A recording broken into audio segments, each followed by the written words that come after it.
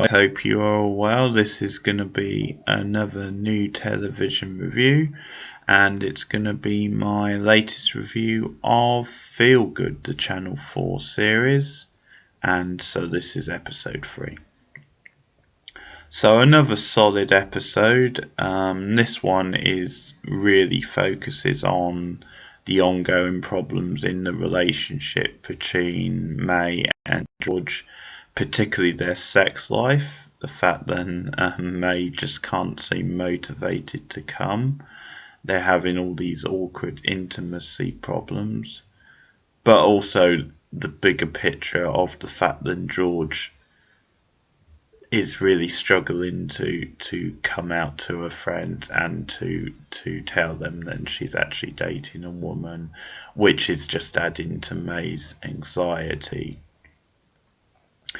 And there's a really good scene early on where actually May, who's just desperate to see George, just desperate for them to have sex, she shows up at George's school where she teaches, and she's there with like sex stuff to get down and dirty, and it's all very spontaneous and meant to be like quite romantic, but it's obviously awkward for George, but George is sort of into it, but then it's almost like she forgot she had a class and they keep getting interrupted.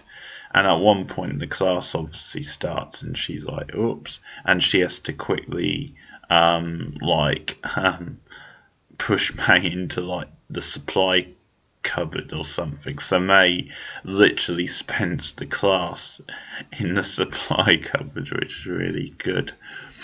And she's sending like George these kind of suggestive, erotic like text messages during class. So that's all pretty good stuff.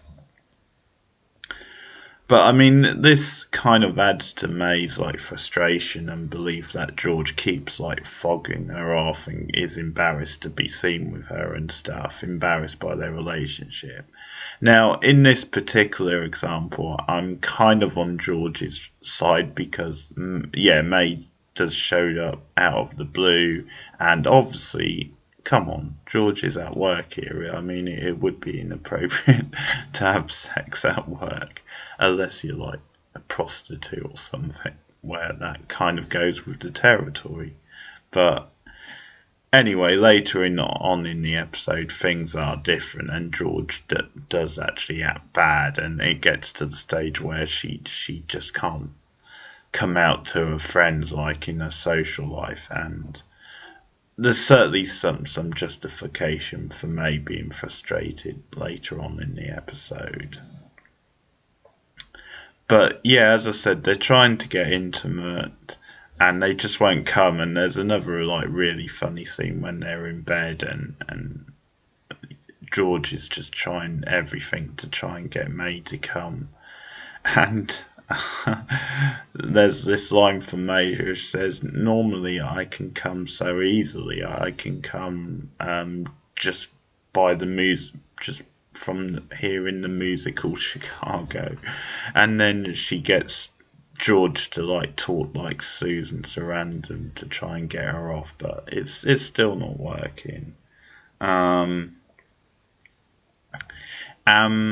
We just get deeper into like the whole facade that George is living, and I mean, as I said in last week's review, she's just surrounded by these awful, ghastly, like middle class snobs, and it's very funny still. It's like the comedy of embarrassment, but even so, again in this episode, they're probably even more like just horrible, and you kind of feel for George, but you're also sort of saying, yeah, come on, George, you're better than this, sort of man up, if you like. Wrong expression, she's a girl, but, metaphorically, like, man up to that.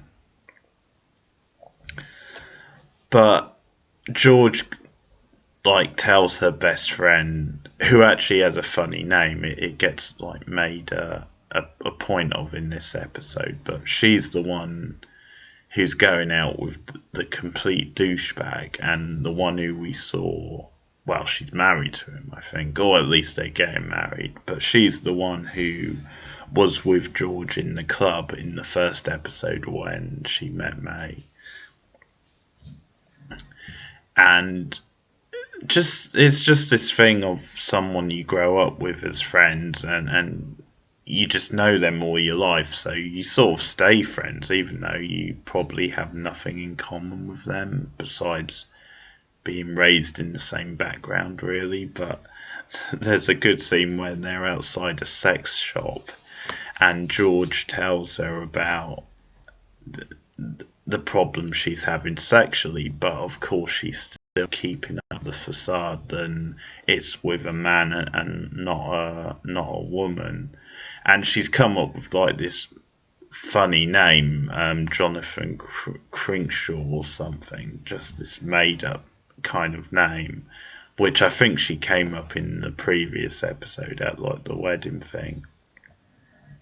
But they're outside this sex shop, and this horrible friend just starts asking like the lady who's like there outside the sex shop, and I actually recognise this actress. It's the if anyone's seen like the Ricky Gervais Stephen Merchant sitcom Extras, this is the lady or the actress who was Maggie's friend in that, the one where Maggie goes to a party at the house and she's like 29, 30 or something, and she's like just surrounded by like trophies and stuff, and it's the one where her dad's like really creepy and gets her to perform and stuff, and you'll know the episode if you've seen that show, but they do a whole like number out of Grease.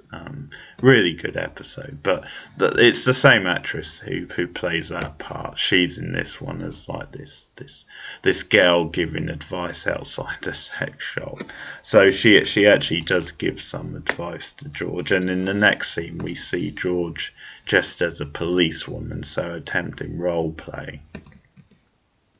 But it's scenes like this where we actually see the chemistry between the two leads and just how they spark off each other and how good the chemistry is and just their natural performances, because you get a lot of like really awkward pauses in the scene. You get like just dialogue overlapping with each other. It just feels so raw and real. It's really nicely done. But it builds to this scene at the party because George has agreed to go to like her friend's party, and so she drags May along, and I think this is George like making a gesture, saying that she obviously, because she does want May to be part of this world, even though May doesn't fit in at all. And we see this, and they keep up the protest because obviously she tells May as they're going in, and she still hasn't told her friends about her being about her being a lesbian and the fact she has a girlfriend.